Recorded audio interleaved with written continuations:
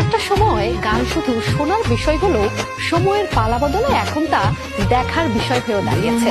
আর এক্ষেত্রে বিশাল ভূমিকা রাখছে বিশ্বখ্যাত ভিডিও প্ল্যাটফর্ম ইউটিউব, যেখানে বিশ্বজুড়ে বিভিন্ন ভাষার গান নিয়ে প্রতিনিয়ত করা হচ্ছে ট্রেন্ডিং তালিকা। চমক হিসেবে বর্ষিকে ট্রেন্ডিং এ জায়গা করে নিয়েছে দুটি বাংলা গান। এই সপ্তাহে টপ ট্রেন্ডিং সং লিস্টে আমাদের এবারের প্রতিবেদন। বৈশ্বিক YouTube charts lady top music ভিডিওতে প্রতিদিন জায়গা করে নেয় নতুন গান। যে গানগুলোর ভিউ বেশি সেই গান নিয়েই তৈরি হয় তালিকা। এই তালিকায় বর্তমানে শীর্ষে রয়েছে কাম ব্যাক টু মি শিরোনামে একটি গান। গানটি গত 9 মে মুক্তি পেয়েছে। বিটিএস তারকা RM এর একক অ্যালবামের সিঙ্গেল ট্র্যাক এটি।